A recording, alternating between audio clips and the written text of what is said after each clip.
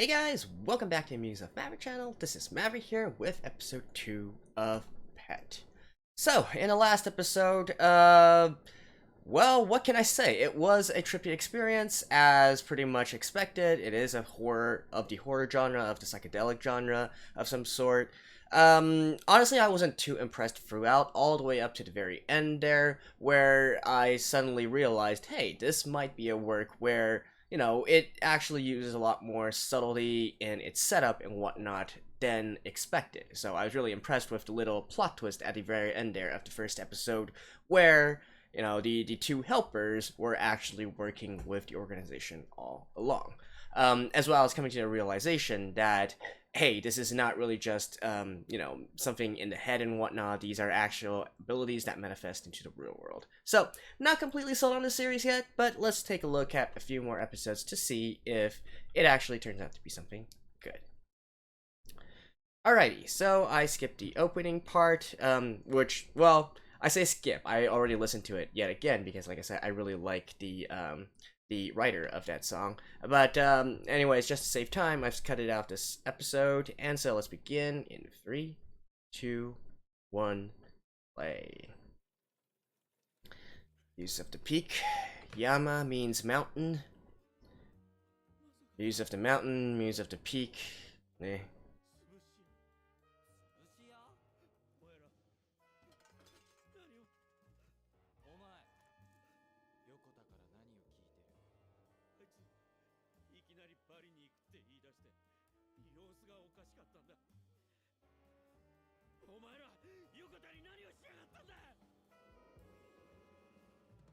Just like that.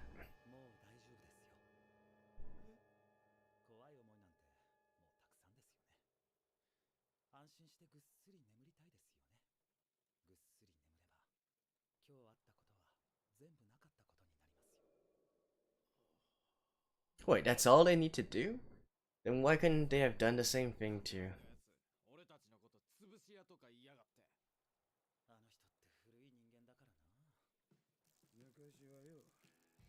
the other guy?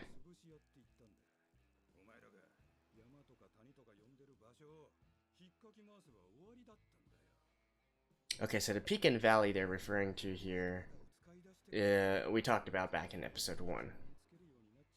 As well as this store called Image as well.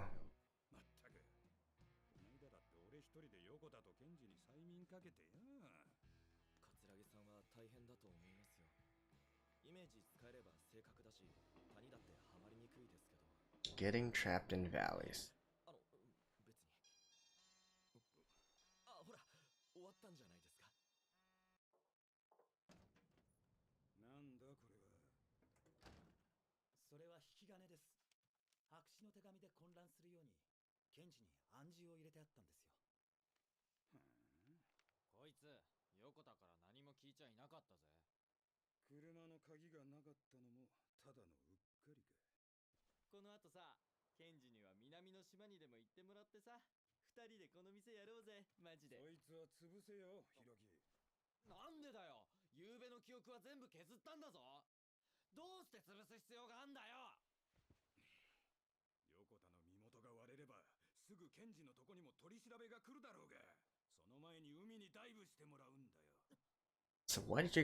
So why did you guys have to kill Yokota?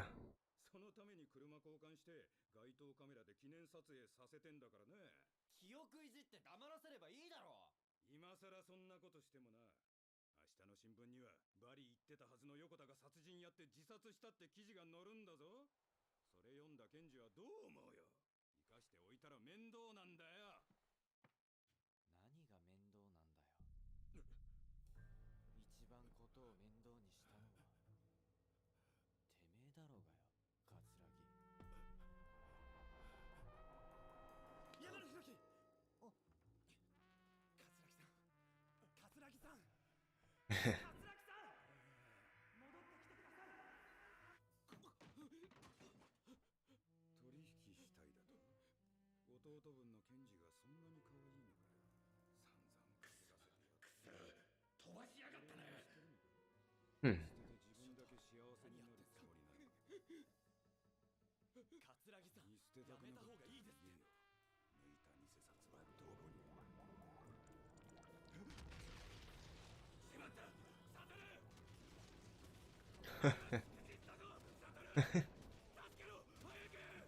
Like I said, this is some Inception shit right here. I'm playing with people's minds and whatnot.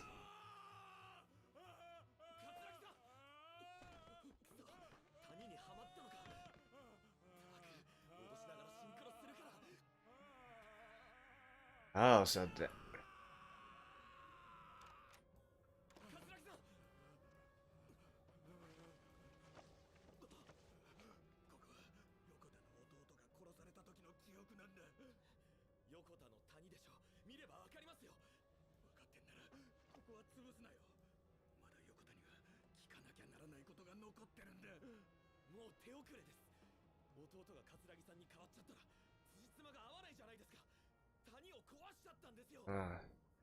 so it's irreversible. Damn.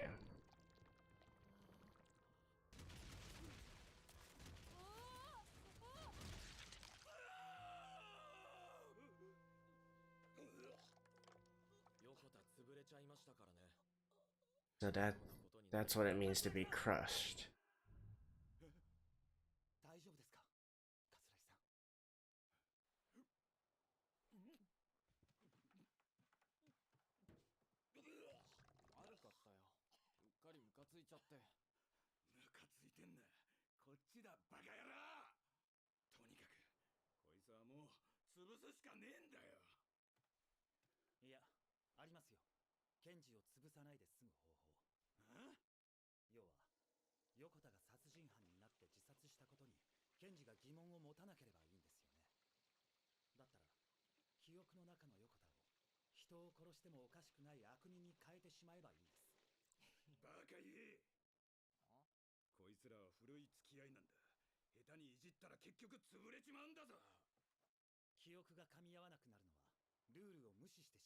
Okay, so they're actually using this as a way to explain the mechanism of this world.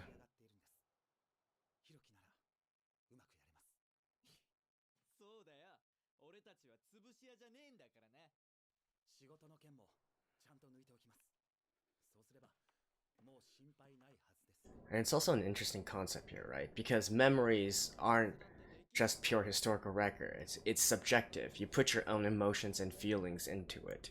This is actually really clever. A lot more clever than I was giving it credit for.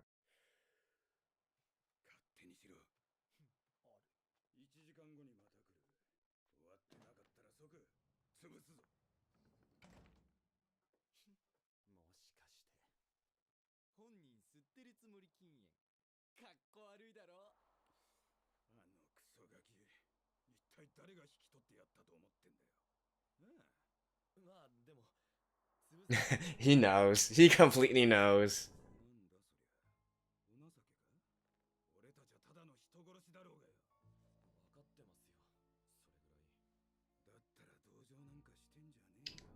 This is...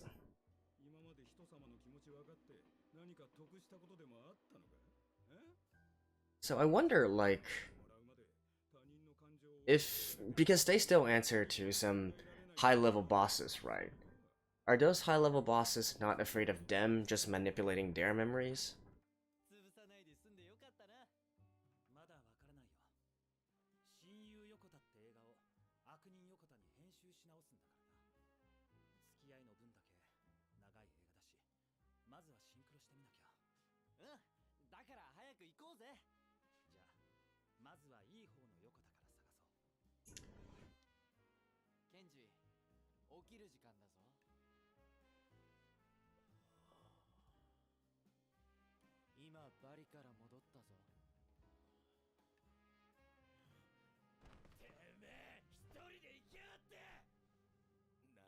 Hmm.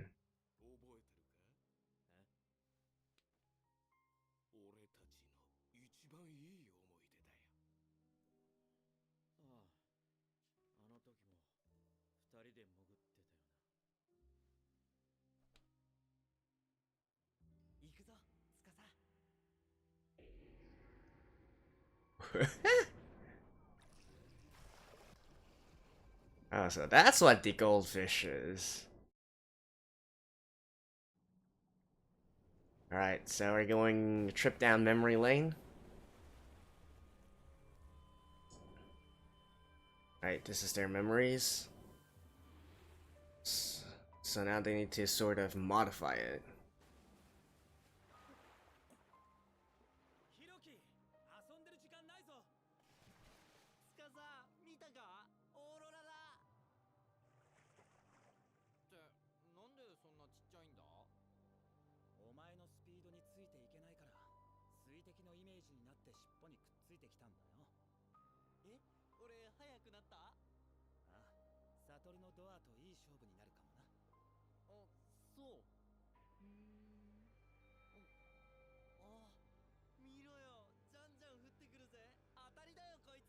Now I do wonder if all this imagery means something, like the flowers and such.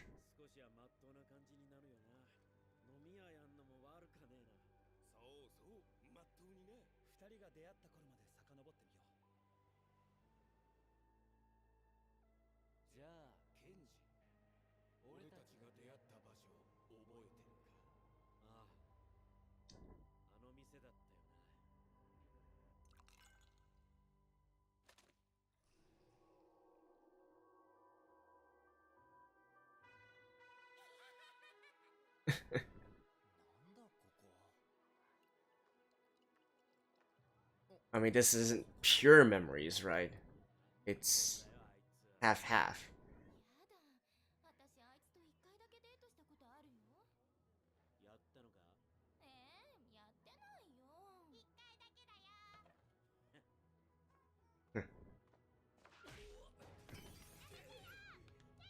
That was their first meeting?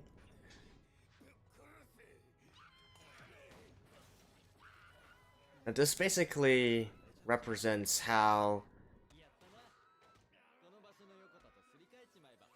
he remembers this scene, right? And how he remembers all the other girls there. They literally mean nothing to him.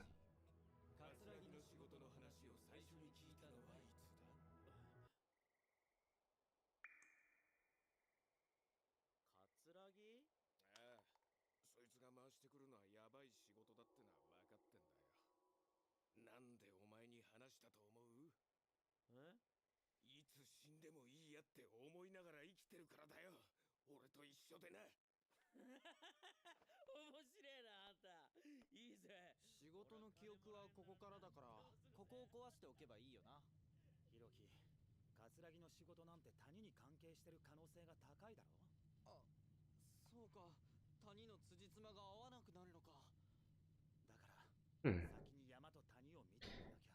I'm guessing right now that peaks and valleys would represent maybe their best and their worst memories.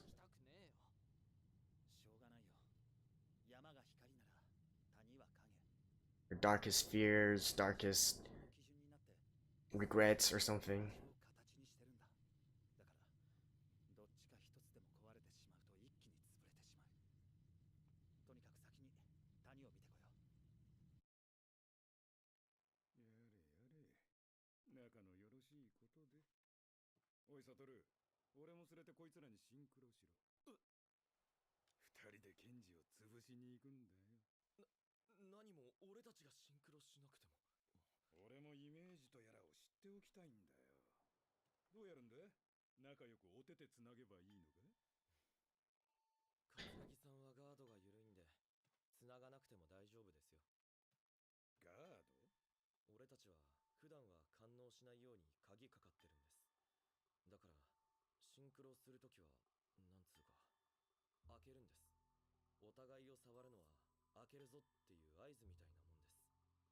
Signal.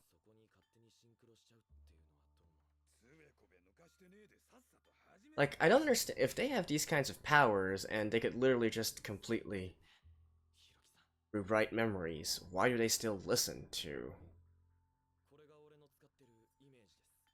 these, I guess, suit characters?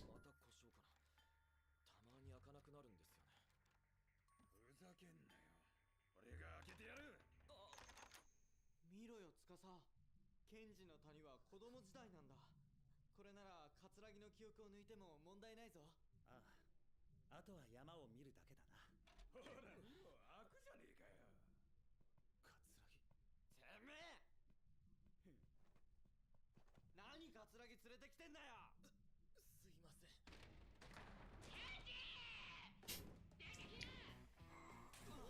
うう。しまった、谷が動いたぞ。早くここから出よう。ここがケンジの谷だ。ちょうどいい。どうやって壊そう。おいカツラギ、お化けが2人いたらどうなるのかね。カツラギさんやめろー。カツラギ、てめえ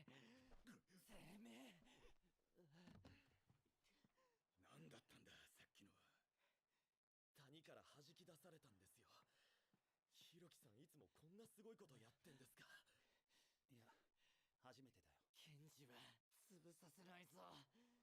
桂木さん、もう少し時間をください。その状態でできると思ってるのか。サトルと入ります。なんだよそれ、できるぜ俺。でも嫉妬深いなひろき。出てけよカツラギ、またゲロ吐かすぞ。Like, yeah, I wonder why they put up with Katsuragi. どうだよあれ。できてんのかあいつら。ひろきさんのは当然 And I really don't, like, I don't understand this Hirosaki character 人に山を分けてもらって at all. ひろきさんの山親は司さんなんでしょ。だから自分の山取られるみたいで嫌なんですよ。俺だって林さんにああは言われたくないですからね。おかしいな、山目指してきたはずなのに。 Like, he literally didn't have to do that. 顔だって金魚のままだし。顔くらい戻せるってば。ほら、カツラギの仕事中の記憶か。 This is his peak? 真面目に付き合ってる女いるのか。なんだよ急に。一人が気ままでいいんだよ。余計な世話焼いてんじゃねえよ。俺には弟がいたんだ。3歳の時に父親に蹴り殺されたけどな。あの時俺が止めに入っていれば Oh. あいつを見捨てたんだ。だからもし誰かがチャンスをくれるなら今度こそ弟を助けてやりたいんだ。俺はずっと兄貴に見捨てられたと思ったんですよ。Okay, so now they're like 兄貴だけ母 brothers? 俺は化粧の濃い5歳に毎日布団叩きで殴られてさ、兄貴のことずっとずるいって恨んでたね。その甲斐あってが早死にしたけどな。なあケンジ、2人で店でもやってみねえか。こんな仕事でもギャラはいいしよ。飲み屋の一軒くらいモテるんじゃねえのか。2人で力を合わせてやりゃよ。やっぱりここが山だったんだ。そうだ。まずいよ司。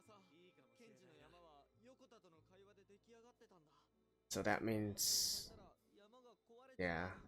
いや、方法はあるよ。 And if his peak collapses or his valley collapses, 今の会話を then 冗談だろ。なんでよりによって横田を殺したカツラギを代わ you り know, にするんだよ。 then they get crushed. They turn crazy. それに桂木がケンジの恩人になれば、ケンジは会社にとっても使い勝手のいい人間になるんだ。司、マジで言ってんのか。ああ、ケンジが殺されないで済む方法はこれしかない。少し戻って桂木を探そう。桂木の仕事の最中だったんだ。どこかにいるはずだ。や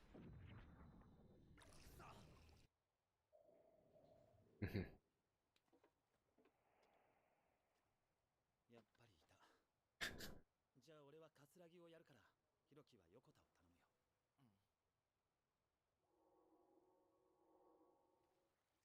おいケンジ、桂木さん、来てたんですか。なんか心配になってな。大丈夫、順調ですよ。ところでお前、真面目に付き合ってる女いるのか。なんですか急に。一人が気ままでいいですよ。俺には弟がいたんだ。3歳の時に父親に蹴り殺されたけどな。俺はあいつを見捨てたんだ。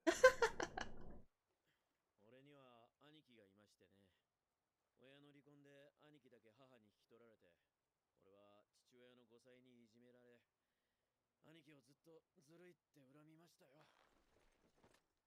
なあ、ケンジよ。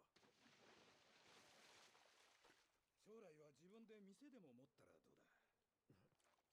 こんな仕事でもギャラはいいしよ。飲み屋の一軒くらい持てるんじゃねえか。俺も力貸してやるから。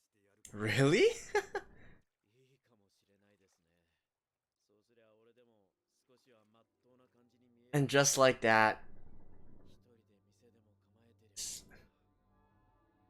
山の景色が変わってしまった。でもこれでケンジは殺されずに済んだ。お前が助けたんだ。 so his peak isn't as high as it was before. なんねえよ。じゃあさよなら。さてと、俺もそろそろ。 So they need, did they, 禁煙やめたのか。もうやめちゃえ。 do they need to change Katsuragi's memories? 桂木さんこそそれ禁煙のつもりですか？禁煙なんかするかよ俺が。でも火ついてませんよ。桂木のやつ調子に乗りやがって。あの人ってほら人に好かれるなんてことめったにないもんだから朝から楽しみにしてたんですよ。もう俺はこんな仕事やんねえからな。夏かさ、二人で店でもやってまっとうな暮らしを。 Okay, so but these two are still definitely a couple. Or maybe not a couple, a pairing, let's say.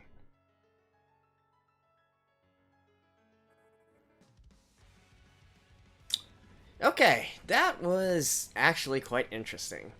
I'll see you guys after this.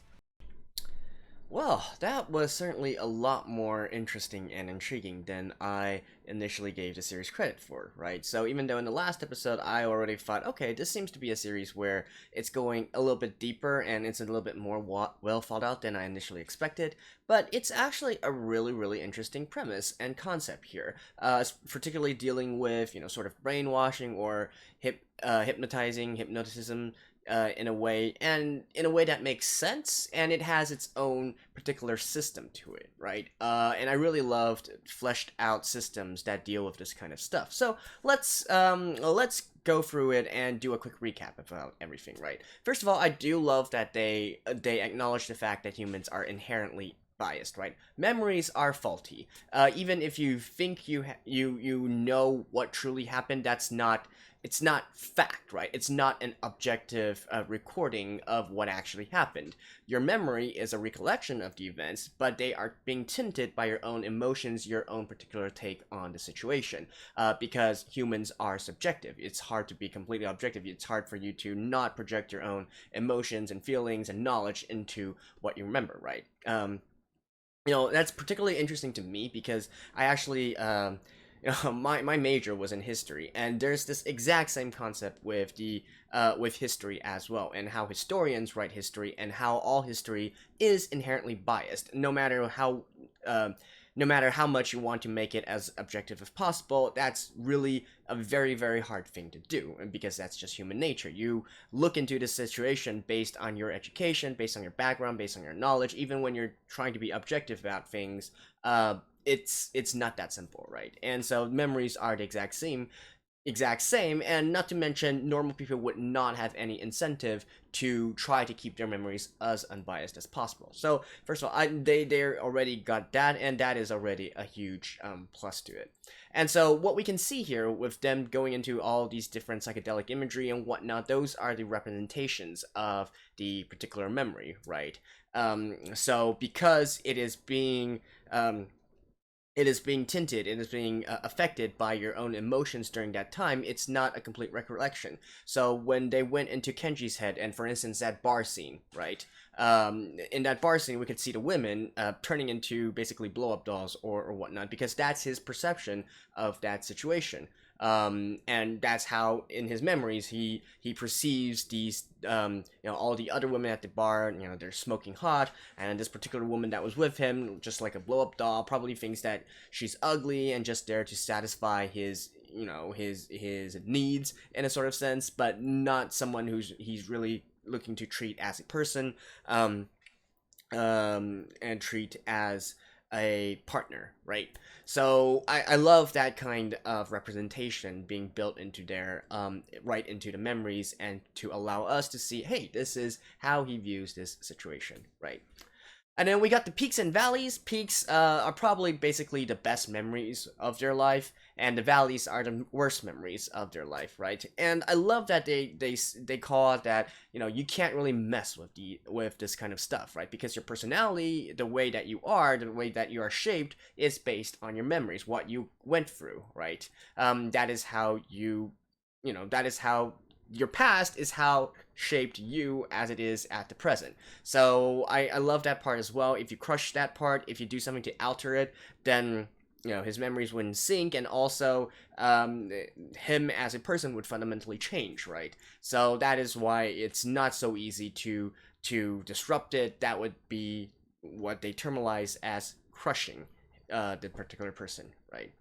And then we also see that there was an evolution of these abilities. So the early generation ability users, such as Katsuragi, they weren't able to do things as intricate as the ability users now. They could, they could go into people's memories, they could brute force themselves into there, they could alter stuff a little bit, but that would have the effect of, crushing them, and so they would turn into a basically a a an idiot or of some sort, basically brain dead in a certain way, right? Or basically having malfunction memories, not being able to be a normal person anymore. And now with this new generation of ability users, they are able to take advantage of what they so-called image, which would not only allow them to get into people's memories, but also to reshape it, to transform it in a certain way, so that they can still retain the peaks and valleys without drastically, completely driving them crazy, right? So I do love this entire setting and whatnot. And I mentioned in the last episode that it reminds me a lot of Inception, the movie Inception, and I still think that is the case here. 2 episodes in, it's just that they put a few more rules into place in terms of altering people's memories and shaping them into doing something that they want or believing something that they want, right? And so Inception was already one of my favorite movies of all time. And so for this to touch on this particular subject, I'm loving it. There are some questions I do have, such as why they put up with the company or this organization that they are part of, considering the fact that, with these kinds of abilities and powers, we could see them basically toiling around with Katsuragi, who I assume is their sort of handler or their boss in a certain sense. So why couldn't they do the exact same thing to anybody who's trying to force them into a particular situation, right? Why is it that they chose to listen to Katsuragi and the people from the company, right? So there has to be some reason for that as well. I do think that it's probable that this company was also founded by these ability users, so the higher ups are probably also formidable in their ability usage as well, right? And particularly, we see that there is a sort of counter to their abilities, the so-called guard that they were talking about in this episode. So, in order to get into people's minds, you have to synchronize with their minds. But if you have your guard up for these ability users, then they can't easily synchronize, and they're just still separate, right? Their abilities won't work on each other. Whereas, and of course, Katsuragi having the low card that he does, that's the reason why he was able to be so easily hypnotized and brainwashed in a certain way. Have his memories change a little way, such as believing that he's a non-smoker and stuff like that.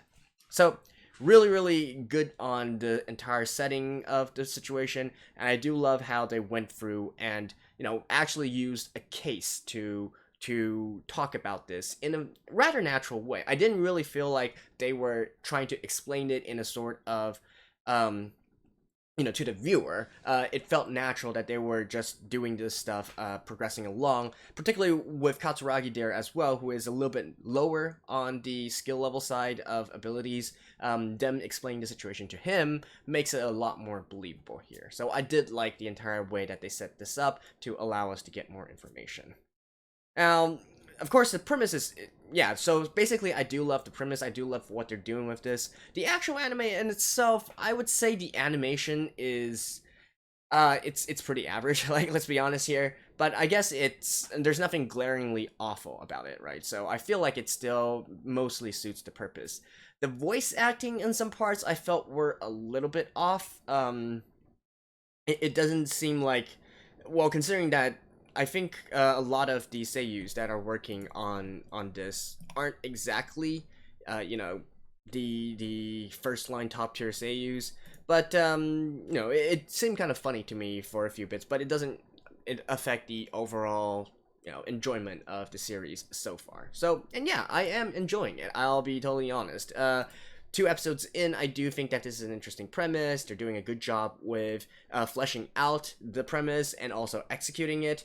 Now, with this out of the way, however, how exactly are they going to bring the story forward, and what kind of situations are they going to put themselves into? That is the question, right? And that is probably going to, you know, because even so far, it's still stopping on the point of having an interesting premise. It's just a well fleshed out premise, but whether or not they actually execute it well in future stories, that remains to be seen here. So yeah, and I think that's basically it for this episode. I guess one final thing I want to mention is in regards to the imagery that they use within the memories. So I do wonder if those have specific meanings to them, such as the lotus, such as the goldfish, such as the drop of water. So that's probably something that we need to take note of in the future episodes.